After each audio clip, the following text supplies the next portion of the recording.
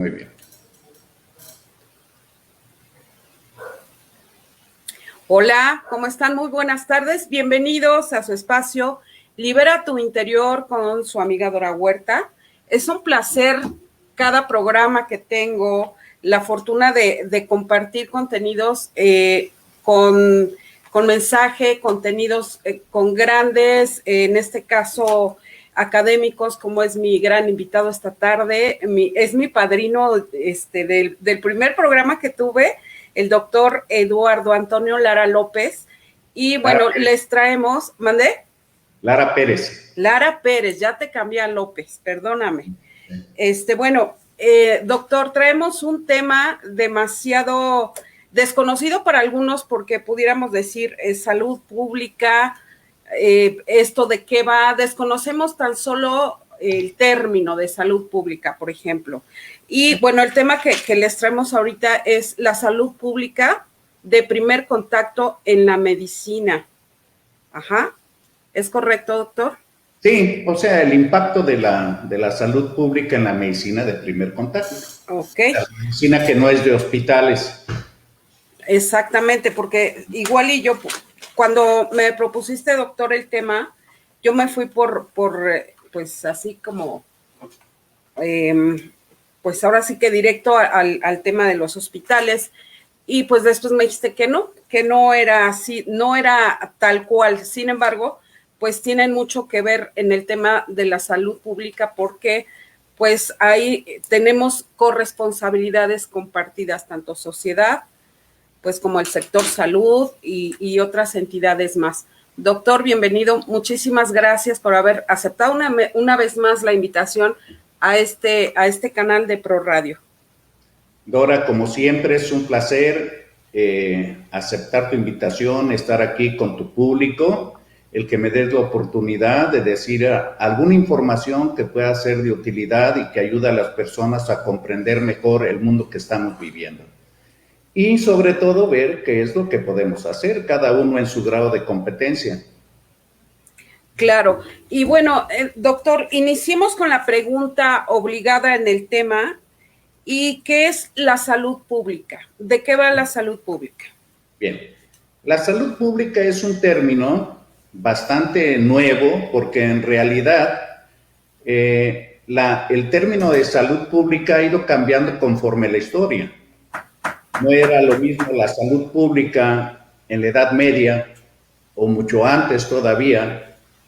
Y yo diría que la salud pública empieza cuando se empiezan a organizar los grupos de personas para vivir juntos, y entonces esa organización que les permitía hace muchísimos años el poder sobrevivir de la mejor manera, pues ahí empieza en realidad la salud pública. ¿Por qué? Bueno, porque la gente tenía que mantenerse primero viva y segundo fuerte para poder obtener las cosas que necesitaban, principalmente comida y abrigo, un lugar donde vivir y dejar de ser errantes, porque es el principio de la civilización. Y de esa manera, ya las tribus antiguas decían, bueno, tenemos que la gente que anda cazando, los varones, que se alimenten bien, porque si no están bien, pues se van a morir, los va a matar un animal. Conforme va evolucionando las sociedades y van creciendo, sobre todo en las grandes ciudades, se empieza a ver la necesidad de crear una serie de servicios pues que van a favorecer en que la mayoría de la gente se mantenga sana. Por ejemplo, en el siglo XVIII, en Inglaterra, no existía drenaje. Y entonces había más o menos 4 o 5 eventos de diarrea en las personas inglesas por año. El drenaje era externo, expuesto. Caminaba uno entre aguas negras. Cuando se hizo entubado, simplemente con eso, dejó de haber problemas con respecto a las diarreas. Esa es una aplicación de los servicios que van a servir para mantener a la gente sana. Pero también existen otra serie de cosas que ayudan a la salud pública, como es la educación, como es el orden de las habitaciones. O sea, no es posible que vivamos en una cueva y ahí hagamos todo. No. Debe de haber de manera también familiar una serie de requisitos que ahora en esta pandemia estamos aprendiendo, como es limpiarnos o quitarnos los zapatos cuando llegamos a casa, lavarnos las manos, mantener nuestra habitación, nuestra casa lo más limpia posible, respetar las áreas donde se cocina, donde se come, donde se está, donde se va a dormir, la eliminación de la basura, etcétera. Todo eso tiene que ver con la salud pública porque es una forma, es una manera de mantener a la población lo más sana posible. Y luego de ahí, pues vienen los grandes retos. O sea, los grandes retos depende dónde vives y qué es lo que haces, de qué te vas a enfermar o de qué te puedes morir. Entonces, junto con la salud pública, viene una fase de lo que es la prevención, o sea, cómo puedes evitar que tú te enfermes o que te mueras, y también la forma de atender la mayoría de las cosas que te van a servir para mantenerte lo más saludable. Por ejemplo, ahorita está de moda pues la nutrición. Tenemos un problema muy serio de sobrepeso porque comemos mal, nos alimentamos mal, de manera de costumbre, comercial, filosófica. La gente ha cambiado sus hábitos y tiene repercusiones muy importantes en su actividad, es más, hasta en su forma de pensar. Entonces, todo esto en conjunto es la salud pública.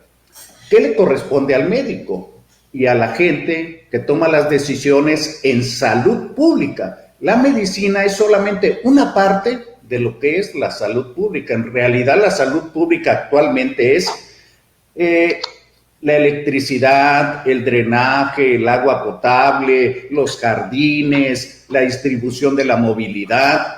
Todo eso es salud pública. Entonces, si nosotros no estamos haciendo las cosas de manera congruente, estamos facilitando que la gente se enferme. Por ejemplo, hay un estudio muy antiguo en el que se vio el comportamiento de los ratones y los mantenían en una jaula, a 6 ratones en una jaula de 40 centímetros, y los 6 ratones podían vivir armónicamente. Cuando doblan la población y ponen 12 ratones en la misma superficie, se empiezan a matar entre ellos. ¿Eso qué quiere decir? Empezamos a agredir nuestro espacio vital. Antiguamente la gente necesitaba mucho espacio y podía vivir así. Y ahora es parte de la explicación por qué cuando nos subimos a un transporte público como el metro y la gente va pegado a uno, pues es una agresión y no favorece la salud pública. De hecho, trae trastornos emocionales, de comportamientos, etcétera. Todo eso también es parte de lo que es la salud pública. Y por otra parte, ya entendiendo más o menos lo que es la salud pública, pues ¿qué es el compromiso del fomento de la salud? Exclusivamente la Secretaría de Salud o el Ministerio de Salud o la gente encargada de la salud de la población. ¿Qué es lo que se tiene que hacer? Y ahí tiene específicamente también unas ramas maravillosas que no se respetan. Es más, ni siquiera se entienden. La primera es la prevención. ¿Qué puedo yo hacer para prevenir que alguien se enferme o muera? La segunda es la etapa de atención de la salud. Estoy diciendo atención de la salud. ¿Eso qué quiere decir? Pues en el caso de los niños, vigilar crecimiento y desarrollo. La atención de padecimientos, que la mayoría de los padecimientos deberían de detectarse sin necesidad de un hospital. En una consulta común y corriente, ahí debería de detectarse la sospecha de un padecimiento que en algunas ocasiones va a necesitar hospital, ya sea para tratamiento o para diagnóstico o ambos. Pero no todo debe de dejarse en el hospital. Lo más importante es la medicina extrahospitalaria, y a esa medicina le llamamos de primer contacto. Ok, en otras palabras, doctor, lo que es la salud pública, pues es aprender a vivir en orden y empezar, pues ahora sí que por nuestro entorno inmediato, que es nuestro hogar, empezar, como dices, a respetar los espacios, a darles el lugar a cada cosa precisamente para prevenir un contagio. Ejemplo, ahorita lo que estamos viviendo a nivel mundial, se puede utilizar como ejemplo de que somos parte de una salud pública y que tenemos que respetar precisamente pues los lineamientos que nos están marcando ahorita con el tema de la pandemia. Así es, y ese es solamente un pequeño segmento, el segmento de la salud pública, el segmento de la salud humana de manera individual, de manera colectiva, pero estamos dejando al abandono muchas otras cosas que tienen que ver con la salud pública. Por ejemplo, los niños están cumpliendo un año que no van a clases presenciales.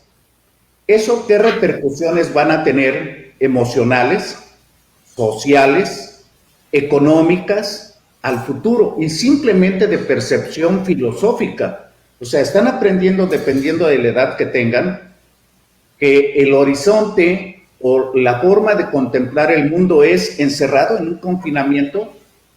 Hay chicos, por ejemplo, que si hablamos de los niños que van al kinder, pues que no tienen nada de las cosas sociales que hacen en el kinder, cogerse de las manos, jugar un juego colectivo, armar diferentes cosas con otros niños, estar aceptando la crítica, a veces la agresión y saber convivir con otros aunque no sean iguales físicamente o en su carácter o en la forma de comportarse, y van aprendiendo todos esos rasgos que muchas de las veces no los aprenden en la casa, porque no es lo mismo ahora ese tipo de salud a hace 50 o 70 años, cuando teníamos una mamá de 24 horas que estaba al cargo de 7 hijos y que podía con todos y que además hacía el quehacer de la casa y la comida y todo, y la gente no tenía tantas desviaciones, pero ahora unos niños que se abandonan o se pasan todo el día en la televisión o con teléfonos o viendo pornografía o oyendo palabras que normalmente no se harían en una supervisión del adulto, pues va a tener repercusiones. Eso también es la salud pública. Entonces, y eso también es la prevención de enfermedades y la detección temprana de algunas enfermedades. Yo estoy casi seguro que ahorita va a haber una serie de estudios en los que se va a demostrar el impacto que ha tenido este confinamiento con los niños. Y ya no digamos también con las parejas. O sea, hay parejas que se han divorciado porque simplemente no se conocían. Y ahora que, debido a la pandemia, pues tienen que vivir juntos, pues algunos se enamoran y otros, pues de plano se desenamoran. Pero la verdad es que es una oportunidad en que no puedes andar fingiendo. Entonces, ese eres tú y a veces la dinámica no funciona bien. Ese es un problema muy común en los hombres jubilados, que la mujer se acostumbró durante todo su matrimonio a que el hombre se fuera a trabajar, regresara, comiera, etcétera, y cuando se jubila, está harta la mujer porque dice, todo el día se la pasa aquí. Entonces ya no lo soporta porque después de una costumbre, pues altera la salud, la emocional, dinámica, física y mental. Eso también forma parte de la salud pública. Claro, qué importante es eso que acabas de decir, doctor. La niñez está viviendo una etapa, no digamos una nueva normalidad, porque vaya, está la situación muy cambiante, pero sí el hecho de estar en fuera del contacto, como acabas de decir, que no están viviendo lo que nos tocó a nosotros y todavía algunos chicos adolescentes o digamos más jóvenes para no entrar en detalle de la edad.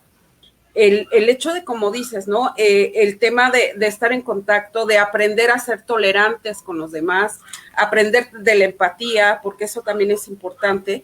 Sin embargo, pues, como dices, sí va a tener un impacto. A lo mejor ahorita no lo vemos como tal.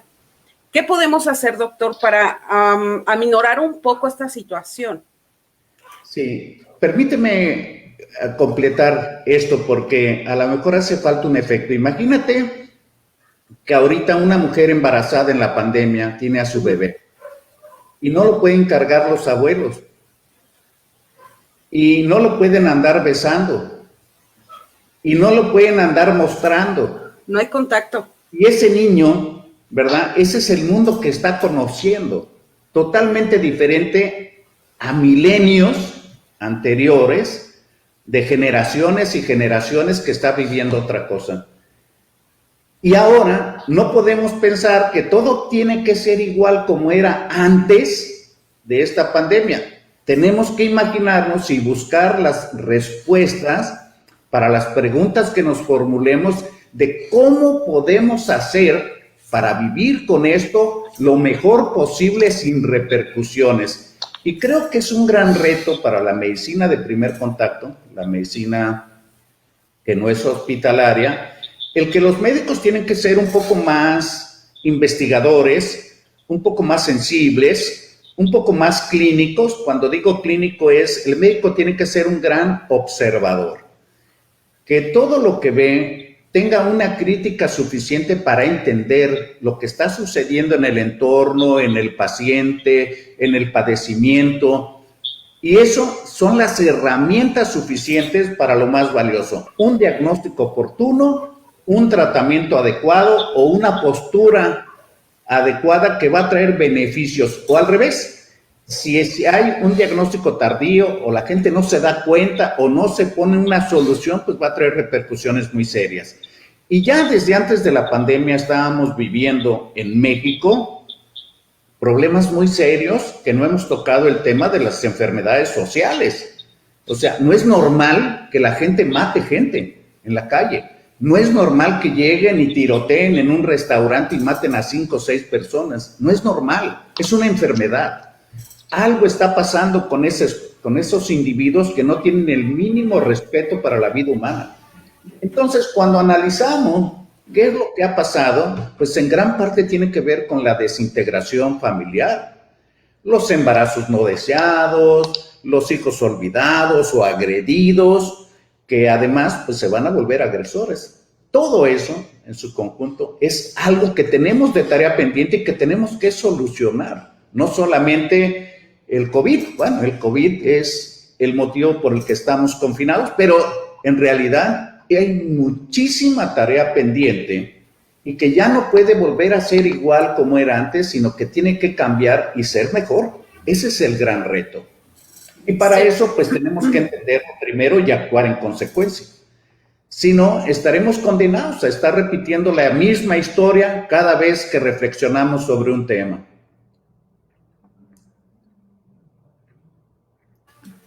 Ahí escucho. Pues sí, como bien dices, también es parte de la salud pública el hecho de que las emociones están rebasadas, que no hemos sabido. Si sin encierro estábamos casi matando a la pareja, por ejemplo, o a los hijos, o a tu mascota, porque hay mucha gente que, vaya, en el sentido meramente, permíteme, doctor. No, bueno, en el sentido emocional, pues ahorita el hecho de estar todavía cuidando, por ejemplo, lo que acabas de decir de la enfermedad, vaya, mental. Perdón, me salí ahorita un poquito de contexto porque hay una tambor aquí afuera y me... pero bueno, perdón, todo este programa en vivo lleva sus consecuencias, sus riesgos, perdón.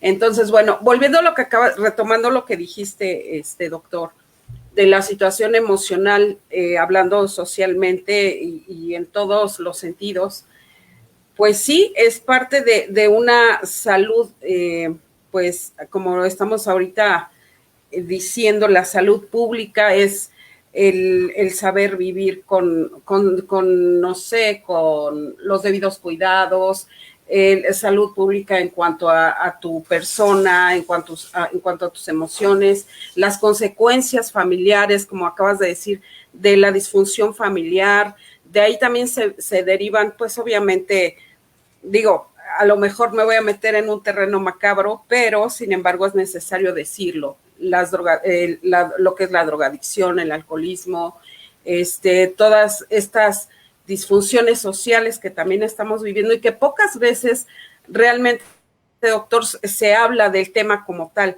porque creemos que es un problema de un mal gobierno, sin embargo, pues no es por ahí. Yo diría, fíjate que es apasionante lo que dijiste, porque creo que uno de los problemas que tenemos en México es que nadie hace lo que tiene que hacer. A ver, me voy a explicar con un ejemplo burdo. Tú vas con una secretaria que te tiene que tomar unos documentos en una oficina de gobierno y primero te dice que vayas allá, que cheques las cosas, que vayas a sacar fotocopias y ya después, si lo tienes, que te esperes tantito, que esperes tu turno. O sea, y cuando tú le reclamas de alguna manera, se molesta diciéndote que ella es la que tiene que hacer eso y todo, pero no lo hacen. Entonces, tal parece que la gente no toma el rol que le corresponde. Y eso es válido casi en todo. Mira, hay maestros que no quieren enseñar, con todo respeto para ellos, que van, hacen huelgas, bloquean vías, y ¿por qué mejor no enseñan? Por las razones que quieran. Y luego, pues, aparte de eso, pues, hay en todos los aspectos, y todos los aspectos es, imagínate, por ejemplo, tenemos que empezar a educar a la población en el núcleo social y la salud del núcleo social. ¿Cuál es esa salud del núcleo social? Bueno, pues que se forme un hogar. Y un hogar debe de estar conformado por una mamá, un papá y un hijo. Pero ahora tenemos tantas cosas tan diferentes, ¿verdad? Que ahora 2 hombres pueden formar un hogar o 2 mujeres. Y entonces los hijos siguen siendo menos importantes. Déjame agarrarme del comentario que acabas de decir, que es bien, bien importante, porque han surgido preguntas en cuanto al tema del homoparentalismo. ¿Es correcto el término? Pues, homoparentales, de los homoparentales. Pues de los matrimonios igualitarios. Ajá. Sí. Entonces, doctor, no viene como al tema lo que nos trae ahora, sin embargo, sí me gustaría, porque también impacta socialmente este tema, en cuanto a lo que estamos tratando un poquito de desgranar de la salud pública. ¿Impacta esto? ¿Qué opinas de los matrimonios o de las familias? Bueno, yo creo que el tema se ha politizado tanto que se habla de los derechos humanos, no se habla de la biología. No se preguntan por qué se llegó a algo que no es normal, que es una alteración. Y entonces la gente nos obligan a todos en la sociedad que lo aceptemos, ¿verdad? Pues porque también tienen derechos. Lo cual, pues sí, parece bien, pero yo diría, bueno, ¿qué caso tiene que se casen 2 personas del mismo sexo si no pueden tener hijos? ¿Serán una pareja? ¿Para qué quieren casarse? O sea, no entiendo. A lo mejor es una cuestión legal, a lo mejor es una cuestión de herencias o responsabilidades y cosas de ese tipo que yo no puedo entender, porque yo digo, bueno, un matrimonio que hace un compromiso para crear la sociedad con su prole, pues tiene una responsabilidad con ese ser que trajo al mundo y que le da en consecuencia pues las obligaciones de trabajar, proveer, educar, etcétera, pues porque es una extensión de uno mismo, ese hijo. Pero unos matrimonios igualitarios, pues sí, tienen derecho a enamorarse, es un poco contra natura. ¿Por qué? Bueno, porque la naturaleza no hizo para esa función. El que ahora se le haya dado un derecho, pues lo han creado así, es un derecho, pero es una contranatura, eso no es natural. Entonces, hay un serio problema cuando la gente no se acepta a sí mismo. Y de eso es un tema amplísimo, porque la gente homosexual o transgénero y toda esa serie de cosas que hay, no nacen. En realidad, se van formando los primeros 7 años de su vida en algo que se llama psicoidentificación sexual. Deberíamos de preguntarnos qué es lo que pasa en ese niño desde que nace, cuáles son las influencias, las acciones que tienen para que el niño, un niño normal, pues en el caso del varón, a los 7 años, se comporta como varón, se siente un varón y se viste como un varón. Ese se llama psicoidentificación sexual. Igual con las mujeres. Una mujer que genéticamente es mujer, bueno, pues se siente mujer, se comporta como mujer y tiene apariencia de mujer por ahí de los 7 años. ¿Y eso a qué se debe? Pues todas las influencias que tuvieron esos 7 años de su vida. Entonces, si algo pasó en esos 7 años, tal parece que a la gente no le importa. Y es más fácil decir, no, mira, vamos a aceptarlos porque así son ellos. A ver, ahí aguántame tantito, doctor. Me estás diciendo que durante los primeros 7 años de vida se comporta la niña como tal por cómo la viste la mamá, por cómo los juegos y la convivencia. Entonces... la observación. Ajá. Y entonces, si por ejemplo, pongamos pues ahora sí que valga la redundancia, un ejemplo, dices, bueno, voy a criar a un pequeño o una pequeña desde niña y la voy a desarrollar desde que es bebé a los 7 años, pero yo soy homosexual, por ejemplo. Entonces, esa persona se va a comportar como homosexual. ¿Eso es lo que me estás queriendo decir?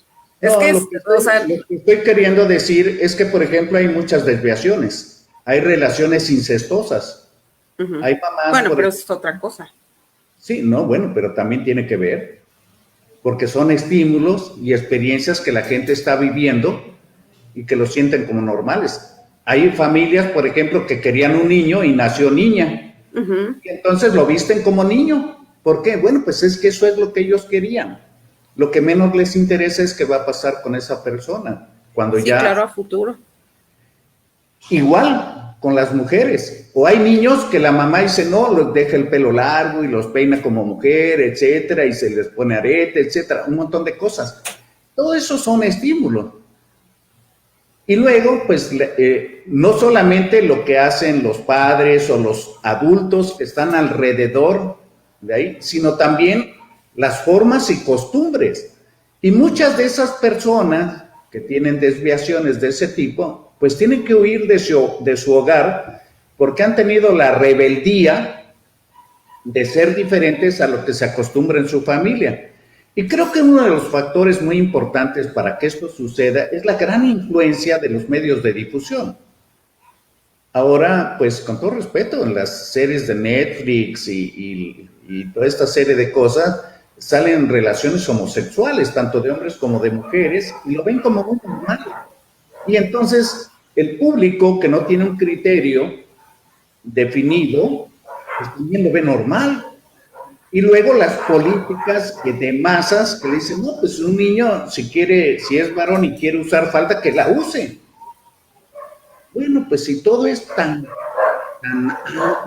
guango, sin rigidez, sin reglas, pues al rato que no se quejen porque ese niño anda acosando varones en la escuela o en el trabajo y se arriesga a tener actos de delincuencia, de crímenes, de drogas, etcétera, etcétera. Yo siempre he pensado que las cuestiones de desviación o de exceso, pues traen enfermedades. O sea, si hacemos un balance, ¿quiénes son los que más se enferman, por ejemplo, de SIDA? ¿Quiénes son los que más tienen enfermedades venéreas? ¿Quiénes son los que dependen más de un gobierno para que les den apoyos y que producen poco? O sea, y empezamos a analizar un poco las cosas, vemos que no es así nada más de que pues yo soy respetuoso y está bien que lo hagan. Vuelvo a repetir, yo no tengo nada en contra de de los grupos lésbicos ni nada de estas cosas. No, no, no, pues hagan con su vida lo que quieran. Lo que a mí me molesta, y con todo respeto, es que quieran hacer una serie de cosas de mal gusto que no son aceptadas por la mayoría de la sociedad simplemente porque ellos exigen que así son y que tienen que ser. Y los demás, que somos diferentes, no tenemos derecho también. Entonces, yo creo que eso es muy controversial, muy difícil, pero definitivamente tiene un impacto en los niños. Yo, por ejemplo, que soy de los viejitos, ¿no?, de casi 7 décadas de vida, pues no puedo entender siquiera un tipo de educación en el que le digan a uno de mis nietos, pues si quieres vístete de mujer. Me cuesta trabajo entenderlo. Cuando yo llegué a Veracruz y que se acostumbraba que hay hombres que se visten de mujer en el carnaval y todo, yo decía, no puedo entender cómo yo, siendo un hombre, tengo que vestirme de mujer, aunque sea de relajo. ¿Dónde está el chiste? ¿Dónde está la gracia? O sea, entonces, pues vuelvo a lo mismo, yo creo que es una cuestión filosófica. ¿Y quién tiene la responsabilidad? Obviamente el niño no. El niño es la víctima. En realidad, la víctima solamente es el reflejo de que algo falló, de que algo estuvo mal. ¿Quiénes tienen la responsabilidad? Bueno, pues yo pienso que directamente la familia. Pero si vemos que es una familia desintegrada, que la mamá no sabe ni quién es el papá, o que lo encargan al niño con la hermana mayor, o con la abuela, o con una amiga, en lo que van a trabajar, o no sé, pues qué tipo de arraigos, qué tipo de emociones, qué tipo de cariños, qué tipo de principios, qué tipo de todo va a tener ese niño, pues lo que está recibiendo. Esos son los estímulos que están recibiendo. Entonces, es diferente cuando dicen, oye, mira este niño, qué bárbaro, salió como los de su casa, como los de su familia. ¿Por qué? Es que es muy bohemio y muy cantador. Bueno, pues es que desde que nació le cantan, y cada reunión de la familia cantan, y bailan, y todo. Pues ese es el mundo para él.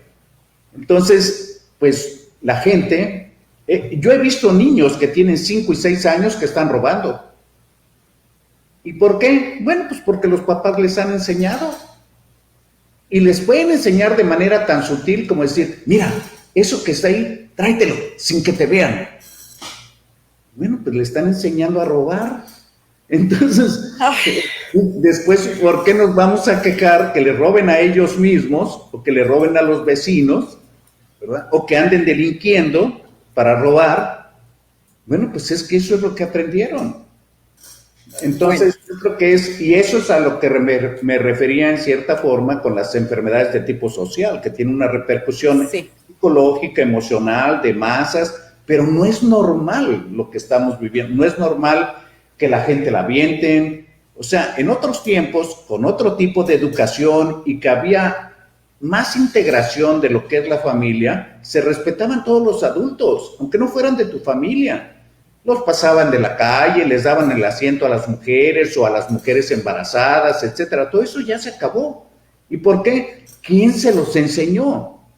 ¿En dónde lo van a aprender? Si están viviendo en un medio de agresividad, donde lo que menos hay es amor, ni empatía con el prójimo. Entonces, yo creo que eso es una tarea muy importante y pertenece también a la salud pública. Desgraciadamente, como muchas cosas que suceden en los países como el nuestro, es que por encima de las necesidades médicas, sociales, de salud o algo, hay intereses políticos. Entonces la gente no quiere tener un gasto político, si tiene las intenciones políticas y el poder, y entonces se vuelve todo más sencillo. Voy a poner un ejemplo muy simple. ¿Por qué hay asentamientos irregulares si existe una ley de asentamientos regulares? Eso trae trastornos de la salud pública. La gente que se asienta en las riberas de los ríos, la gente que se asienta en las correderas de agua en las montañas y que luego causan desastres. Bueno, ¿por qué lo permitieron?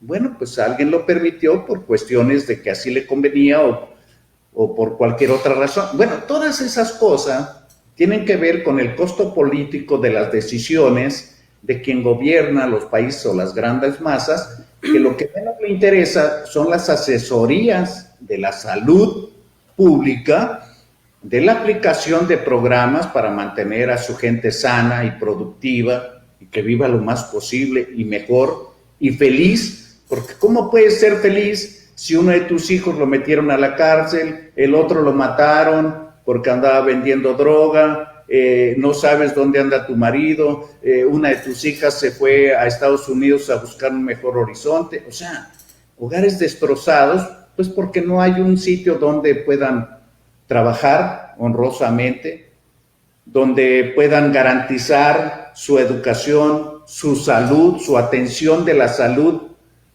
Todo eso es salud pública y tiene que ver con todo. Yo acabo de ver un paciente ahorita de 14 años que ya dejó de estudiar y lo primero que le dije, oye, pues ponte a estudiar. Imagínate, si estás enfermo y no estudias, ¿quién te va a mantener? En un poquito más de tiempo vas a dejar de ser un muchachito para convertirte en un hombre. ¿De qué vas a vivir? ¿No? Entonces, no, pues es muy padre, sin esforzarte de nada, exigiéndole respeto a todo mundo. A mí me llama la atención, con todo respeto para las mujeres, que yo adoro y admiro y respeto, pero las quejas de las mujeres en las caravanas que hacen y todo, terminan vandálicamente. No puedo entender que una mujer traiga pintura y un martillo y empiece a romper cosas que nos pertenecen a todos los mexicanos. O sea, no son de ellas. Es muy justo su queja, su molestia, pero ¿eso qué tiene que ver con lo demás?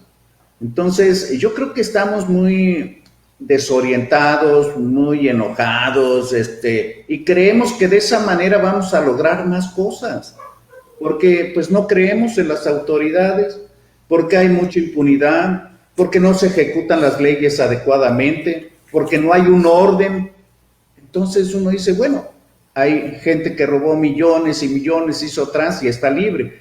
Y hay gente que se robó un aguacate porque tenía hambre y lo metieron a la cárcel. Entonces la ley está muy chipotuda, no es parejo el piso. Y todo eso también pertenece a la salud pública. Entonces, realmente hablar de salud pública involucra todas las fuerzas, todas las conductas de una sociedad. Esa es la salud pública. Ok. Déjame, doctor, dar la bienvenida y saludar a las personas que están conectadas y que nos están escuchando, y también leerte algunos comentarios que pues ya se dejaron, obviamente, venir, y pues para eso es este tipo de programas, para que ustedes expresen su opinión, obviamente, y pues les agradezco a todos de antemano que estén conectados en este espacio que es de ustedes. Y José Heriberto Salas, muchas gracias por conectarte, saludos. Gustavo Meléndez, saludos, hermosa Dora, muchas gracias, Gustavo. Lenny Peralta, saludos, señorita Dora, gracias. José Luis Oseguera, saludos. Y ¿quién más? José Jesús Carrizales, excelente tema. Mia Sou, saludos al doctor Lara. Charlie Azul nos está viendo, saludos, gracias. Alberto Bonilla, felicidades a todos. Alberto Hernández, saludos. Beto Salas. Rosario Escanga, aquí tengo un comentario, doctor.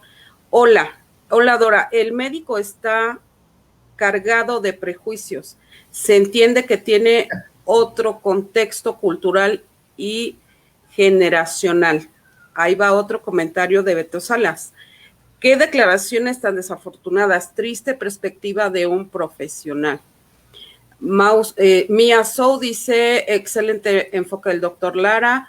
José Luis Castañeda, saludos, gracias.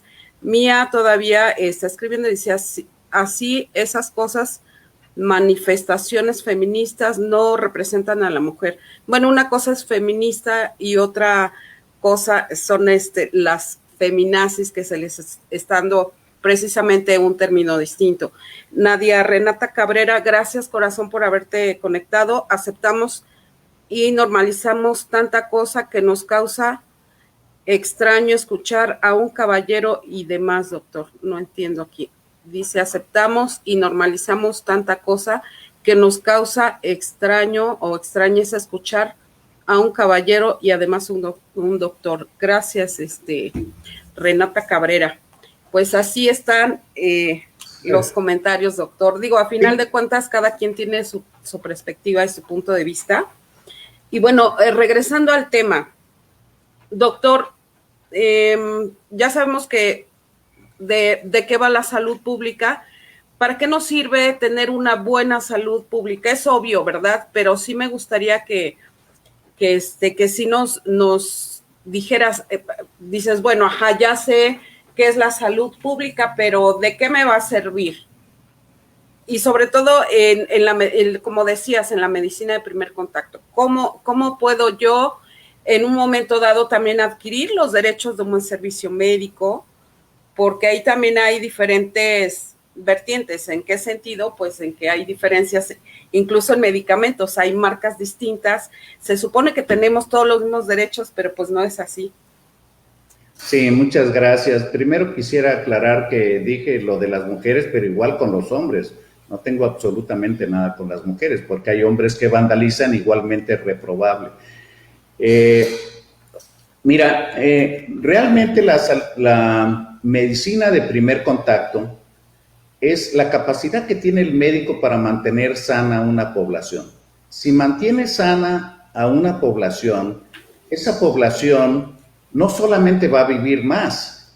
Por ejemplo, la esperanza de vida hace 70 años en México para un varón era de 60 años.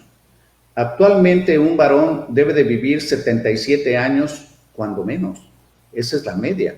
Y la mujer un poquito más. Las mujeres generalmente tienen más capacidad de sobrevivencia.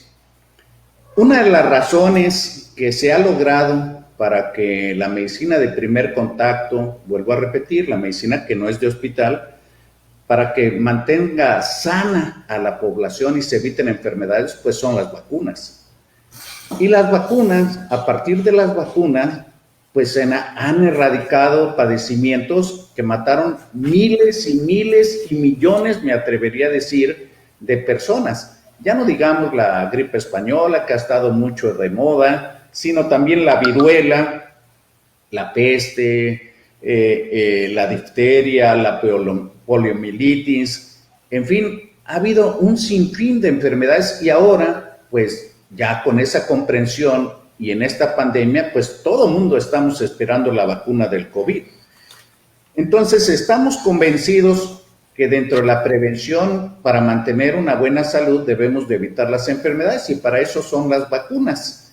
Las vacunas han tenido una historia maravillosa en la medicina de primer contacto, porque todo lo que se hacía en décadas y después en años, ahora en esta pandemia se ha demostrado que en menos de un año ya se tenía una vacuna. Es verdaderamente un logro tecnológico y científico admirable, que deberíamos de estar regocijados y que solamente refleja el gran esfuerzo durante décadas de grandes personajes de la medicina y de la ciencia y que van a salvar seguramente muchas vidas.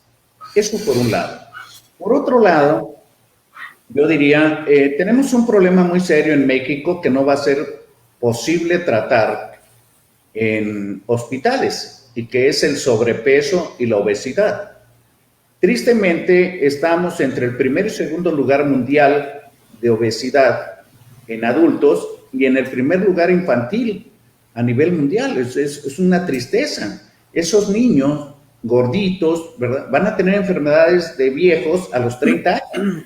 Van a tener enfermedades de viejos y van a morir más rápido de lo que normalmente debería de ser.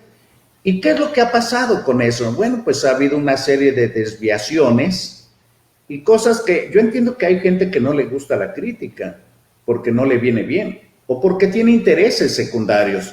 Primero yo quiero aclarar que yo no tengo ningún conflicto de intereses, o sea, yo no trabajo con ningún laboratorio, ni trabajo en el gobierno, ni nada de estas cosas. Es mi palabra y mi experiencia después de 45 años de lo que yo estoy diciendo. No tengo ningún interés mezquino, ni oculto, ni nada, pero hay gente que sí lo tiene. Y entonces promueven para empezar, un montón de fórmulas lácteas para niños diciendo que tienen cosas maravillosas, que van a crecer y desarrollar mejor sus niños, y es mentira. No hay nada que pueda suplir la alimentación al seno materno. Y es una tristeza que ahora hemos dejado de promover tanto la alimentación al seno materno, y desgraciadamente hecho por pediatras que promueven mejor fórmulas cada vez más complejas en lugar de hacer una promoción de la alimentación al seno materno. ¿Y qué importancia tiene esto? No solamente en la nutrición, porque los niños que se alimentan al seno materno tienden a ser menos obesos. Y la razón es muy simple, no se ha alterado la inmunogenética de la nutrición.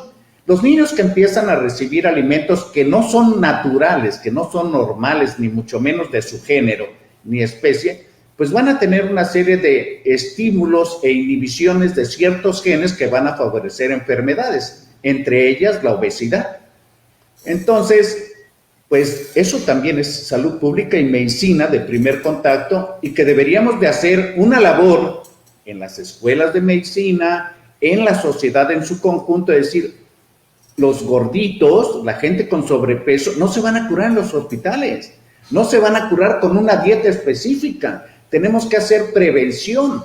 ¿Y cuál es esa prevención? Pues cuidar bien un embarazo, que se alimente adecuadamente, que ese niño se alimente con seno materno, y si no, buscar la expectativa por alguna razón que sea totalmente justificada para darle una alimentación lo menos extraña ni lo menos dañina y que le pueda traer un beneficio para su futuro. La alimentación al seno materno previene de enfermedades alérgicas, previene de enfermedades infecciosas, sobre todo respiratorias y digestivas. Entonces, aquel niño que no recibe alimentación al seno materno o que la recibe de a mentiritas, porque le dicen a la mamá, ¿usted le dio pecho? Sí, pero también leche. ¿Y para qué le dio las dos? Por indicación del pediatra. Dice uno, bueno, es como subirse a un edificio, te subes por el elevador, te bajas un piso, luego te subes por las escaleras y luego te vuelves a bajar por el elevador. No entiendo, o es una o es otra. ¿Cuál es la razón? ¿Cuál es la justificación? Y la justificación más frecuente es que dicen, es que el niño no se llena. Y yo acostumbro a preguntarle, ¿y cómo saben? ¿Cómo saben que no se llena? Porque siempre la naturaleza va por delante de las necesidades de un ser. Lo que necesita es una mamá que esté constantemente, no cada 3 horas, como algunos médicos dicen. Puede haber niños que, sobre todo los primeros 2-3 meses, pueden estar ahí como changos, pegados todo el tiempo, y es normal. El mismo niño va teniendo otro tipo de vida de relación que va alejando las tomas del pecho, al grado de que pues hay niños que tienen 2-3 años y van corriendo con su mamá para que les dé pecho. Ya no tiene ninguna importancia desde el punto de vista nutricional, pero también juega un papel muy importante porque la gente que recibe seno materno generalmente es más segura de sí. ¿Y por qué? Bueno, porque su mamá lo tuvo pegado así, que es una forma de proteger y proveerlo también para que sobreviva. Entonces es diferente a meterle un biberón. Y también tiene importancia en el desarrollo de la dinámica de la respiración y de la deglución. Ahora los niños necesitan que le saquen el tercer molar, pues porque no tuvieron movimiento de la mandíbula.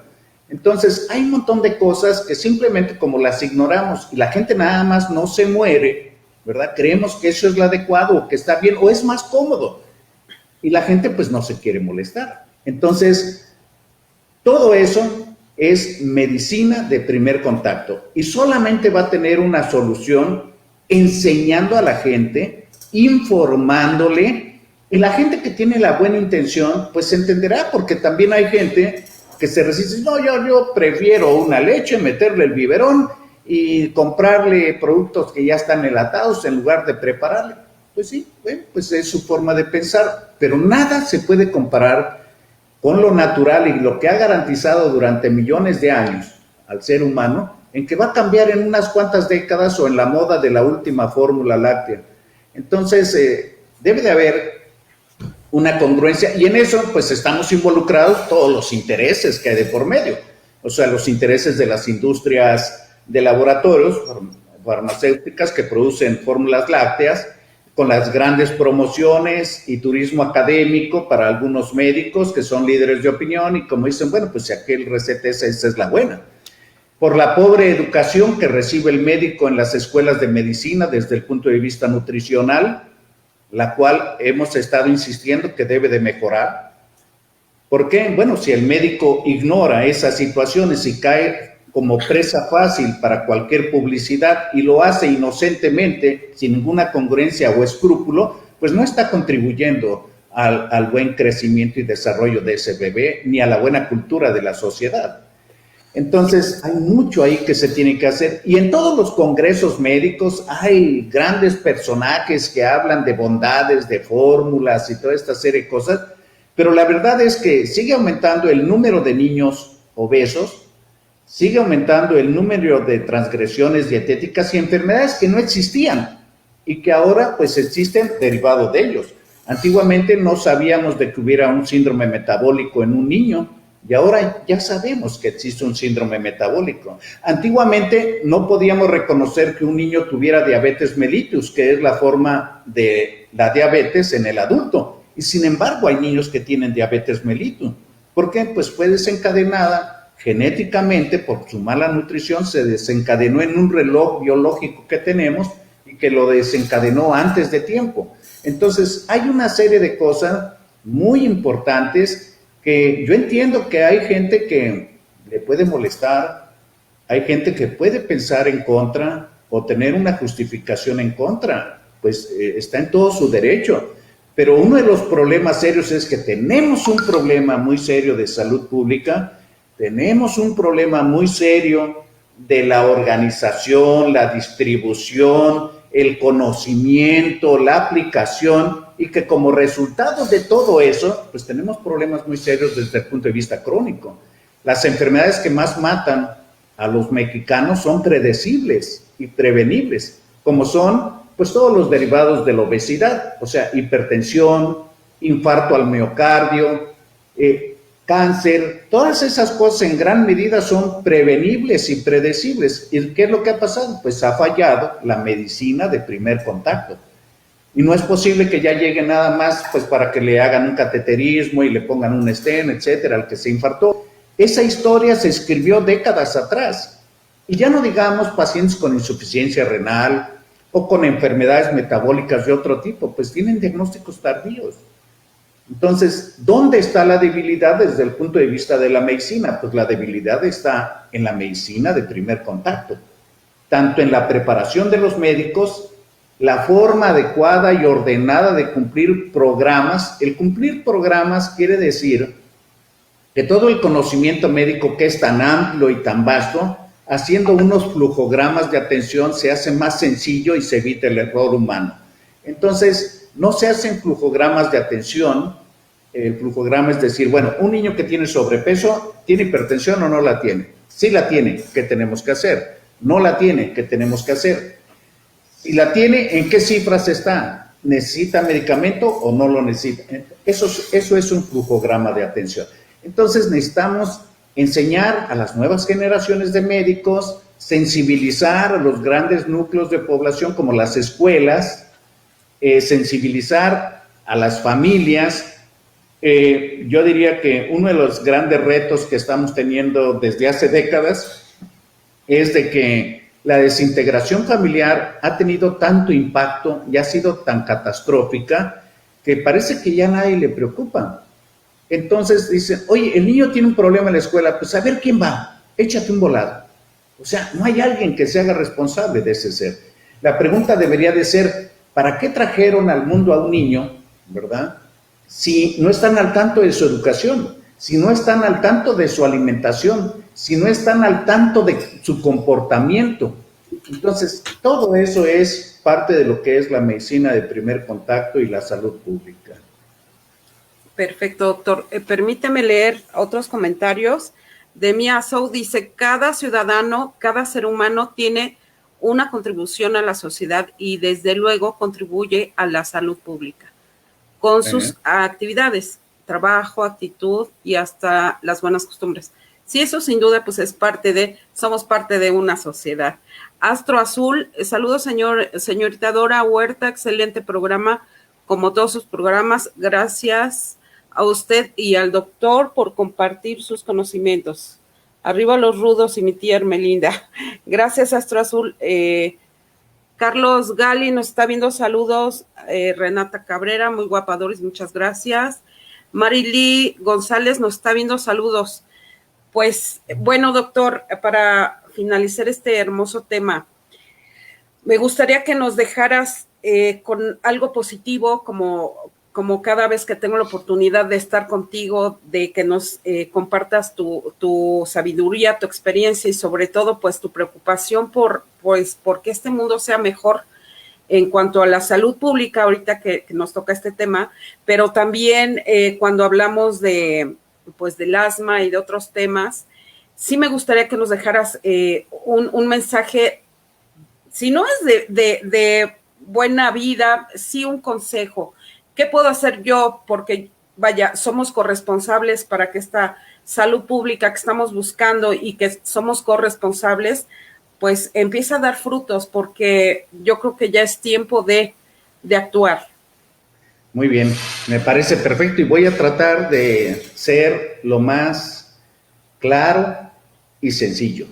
Perfecto. Primero, hay una responsabilidad personal, estoy totalmente convencido. Si nosotros mismos no queremos ser mejores, si nosotros mismos no queremos sentirnos bien, estar saludables, vivir más, pues ¿cómo podemos exigirlo en los demás? Si eso realmente lo deseamos, como yo siempre digo, todo nace a partir de un deseo. Si lo deseamos, pues tenemos que actuar en consecuencia.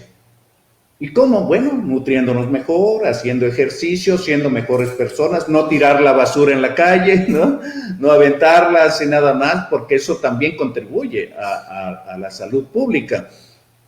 Ese es de manera personal. De manera familiar, pues la buena relación. El llevarse bien, con empatía, con amor, con cariño, con respeto. Yo creo que todo lo que sucede en la sociedad empieza en un hogar, en el seno de un hogar. Ahí es la mejor educación. Y luego de ahí, pues tenemos que ser seres sociales, vivir en una sociedad donde tenemos que convivir con otras personas que no son como nosotros, que piensan diferente y todo, pero debe de haber un respeto. Yo respeto su vida, respeto su forma de pensar, su forma de comportarse, siempre y cuando esté entre los lineamientos de la ley y no agreda. Yo no pretendo agredir los derechos de nadie, pero tampoco que agredan los míos. Yo creo que es uno de los principios del respeto. Y ahí empezamos bien lo que es la salud pública. También hay una responsabilidad de las autoridades con respecto a qué van a hacer. Ojalá pongan en los cargos que designen, pues a gente que esté calificada, que sepa de lo que se trata, que tenga una formación profesional para que pueda garantizar que las cosas que hacen no sean una ocurrencia, no sean solamente una inspiración, sino que tienen un fundamento de gente que ha estudiado durante años en una cosa y que seguramente la va a hacer mejor. Y eso funciona para todo. No puedo yo dejar un auto último modelo con un muchacho que es recomendado y que pues tiene muchas ganas de desarmar un motor. No, pues que venga un ingeniero que estudió en eso. Entonces, también hay una responsabilidad de la educación, y la educación no hablo solamente del hogar ni nada, sino la educación médica. Desde hace décadas y en los últimos años, yo diría que en los últimos meses, hemos estado insistiendo mucho en la gran necesidad de enseñar diferente la escuela de medicina, enseñar diferente la licenciatura de médico, porque la medicina de hace 50 años, 40 años, 30 años, es más, la medicina de hace 2 años es totalmente a las necesidades actuales. Yo creo que se tiene que cambiar, no debemos de ser tan encartonados y cambiar la educación del médico para que sea un médico formado para atender padecimientos de primer contacto. Si él se quiere volver especialista, está muy bien.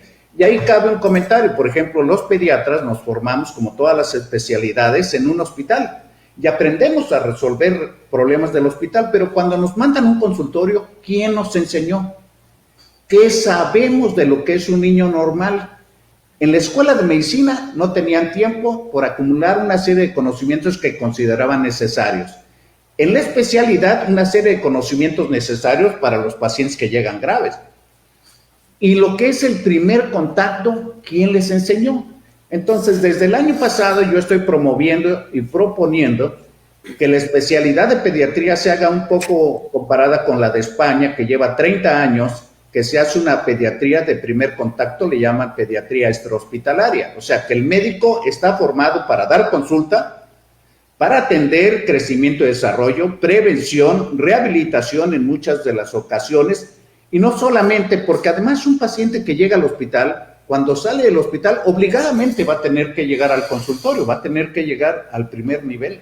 Quiere decir que la etapa más importante de esa persona, incluso con padecimiento que se resolvió en un hospital, va a ser el primer contacto. Entonces, es una invitación. Y por último, yo diría que mucha gente nos atrevemos a hablar en un micrófono y decimos cosas generalmente bien intencionadas, a veces con sentimiento, a veces con conocimiento de la experiencia, pero indudablemente lo único que tiene valor científico es hacer investigación. México, por desgracia, no hace investigación. No se fomenta la investigación. No se invierte dinero en la investigación.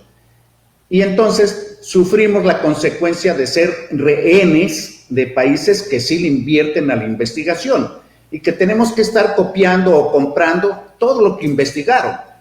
Si hay gente muy inteligente y muy capaz aquí en México, entonces ojalá que invirtamos más tiempo y dinero y esfuerzo en hacer investigación.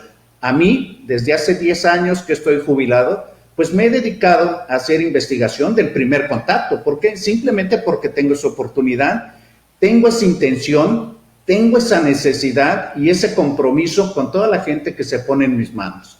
Entonces, ese sería mi mensaje.